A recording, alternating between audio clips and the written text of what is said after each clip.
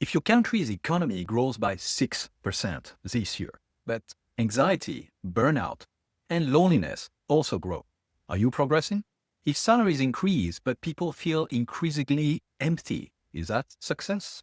For decades since World War II, actually, almost every country on Earth has measured progress the same way.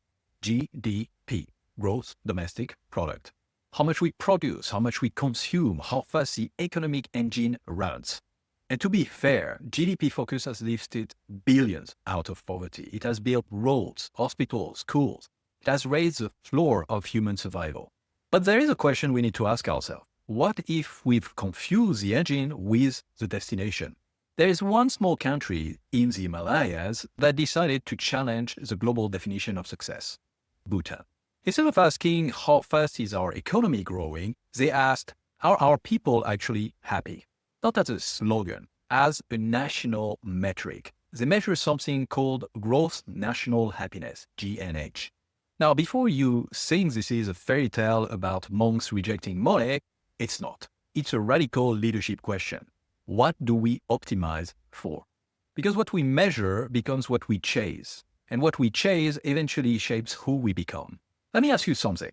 If you were asked to run a country tomorrow, what would you measure? You can't manage 8 million or 80 million people by intuition.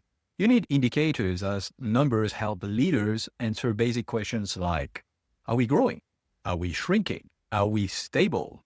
Are we in a crisis? That's where GDP comes in. GDP simply measures the total value of goods and services produced in a country. It answers a factual question. What is happening economically? This is what philosophers call a positive question, which is a descriptive question. Measurable, observable, what's happening now? But leadership is not really about that.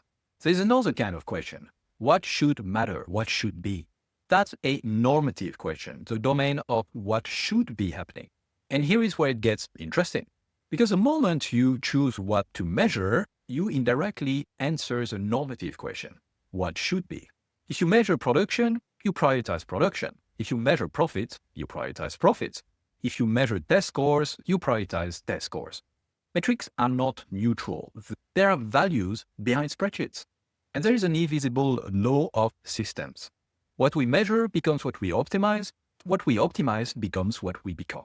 If GDP is the main scoreboard, leaders will chase GDP growth. Not because they are evil, because that's the game. Now, here is one reflection for you. In your own life, what are you measuring? Income, status, productivity, followers, love? If that's the scoreboard, what kind of person are you optimizing to become? If you want to go deeper into redefining what success actually means in your own life, I made a video on that right here. And a small exercise for you. Take 30 seconds and write down the 3 things you currently use to evaluate whether your year was successful. Now ask yourself, are those descriptive metrics or value choices? Coming back to Bhutan, they didn't just change a number, they changed the question. And when you change the question, you change the direction. Before we criticize GDP, we will do a little bit of that, we need to respect it. Because GDP has done something extraordinary, as we've mentioned before. Over the past decades, economic growth has lifted billions of people out of extreme poverty. It has reduced child mortality, increased life expectancy, expanded education, built infrastructure. GDP builds the floor on which we rest. And the floor matters. The floor is food on the table, a roof over your head, access to healthcare, basic safety, and financial stability. Below the floor, life is about survival. That's what Maslow talked about in the 2 bottom levels of the hierarchy of needs: physiological needs and safety needs. There is something important that research consistently shows. When people move from insecurity to stability, happiness rises sharply.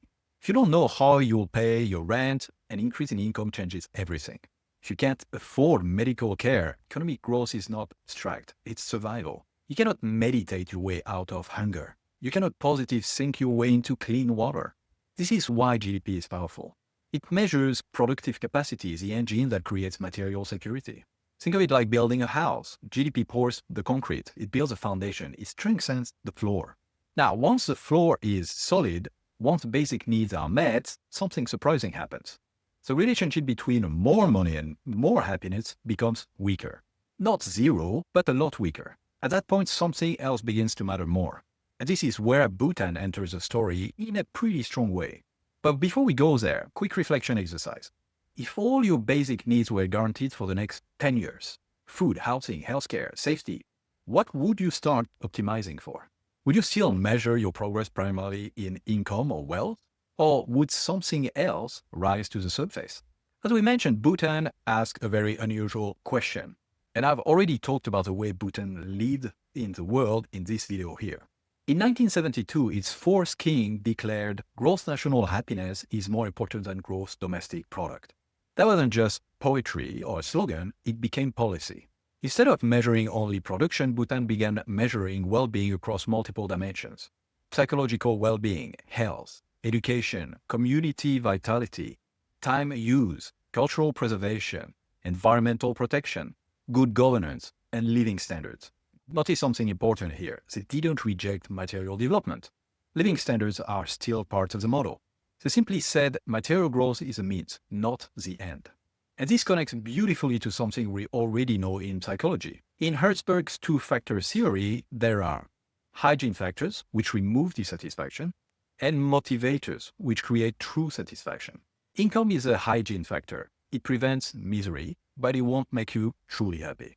Meaning, purpose, relationships, contributions, those are motivators. They create fulfillment. So you could say GDP builds national hygiene, and GNH tries to cultivate national meaning. Let's reflect on ourselves for a second. Many of us try to solve a meaning problem with a money solution. We think, if I earn more, if I scale more, if I accumulate more, then I will feel complete. But once the floor is solid, the game changes. Above the floor, what matters more is time with people you love, trust in institutions, being part of supporting communities, a sense of contribution, inner stability, and a healthy environment. Bhutan has made that explicit. They ask, are we developing in a way that protects our sky? Because here is a paradox. You can grow GDP while shrinking trust. You can increase income while decreasing time. You can expand output while exhausting people. And when that happens, you might have a taller floor, but a very clouded sky. Reflection for you. If your income doubled tomorrow, but your stress doubled too, would that be progress? Would you take that deal? Bhutan's experiment doesn't give us a perfect answer, but it forces us to confront a better question. What are we growing? Now, let's slow down. Because if we say government should measure happiness, we immediately run into a serious question. Who defines happiness? Can the state decide what a good life looks like for you? This is where things become a little bit delicate. GDP is simple. It measures production. It doesn't tell you how to live. But happiness? Happiness is personal, cultural, philosophical. What makes someone fulfilled in Tokyo may not be the same in New York or rural India or in Thimphu. So critics of Bhutan ask, is this paternalistic? Does measuring happiness risk moral control? And that's a valid concern, because once a metric becomes a target, systems begin optimizing for it. Even happiness can become performative.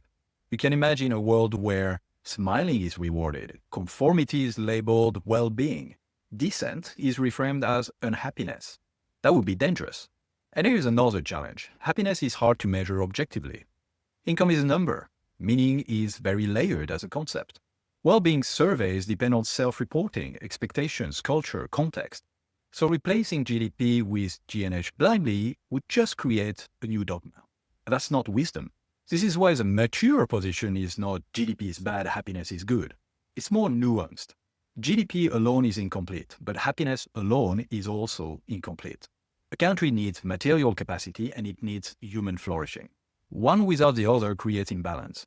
Too much focus on GDP, you risk wealth without well-being. Too much vague focus on happiness, you risk idealism without infrastructure.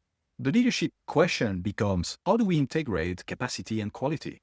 This is where the synthesis becomes powerful, because Bhutan's true contribution may not be the metric itself. It's the courage to redefine what counts. Reflection for you.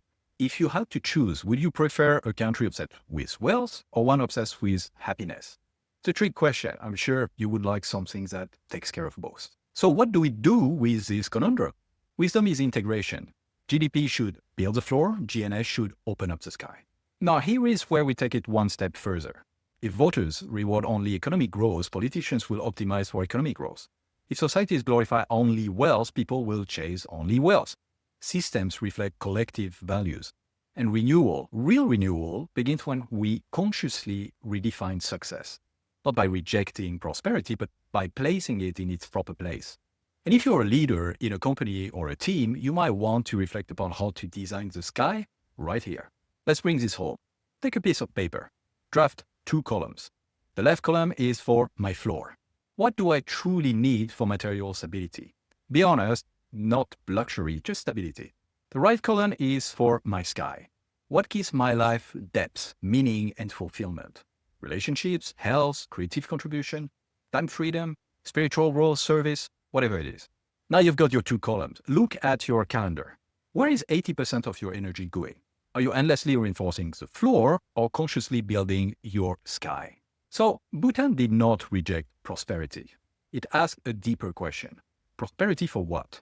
GDP can build roads, it can build hospitals, it can build strong floors. It cannot tell us what kind of sky we want to live under. A mature society builds wealth. A wise society decides what wealth is for. And the same is true for you. Secure your floor, but don't confuse stability with purpose.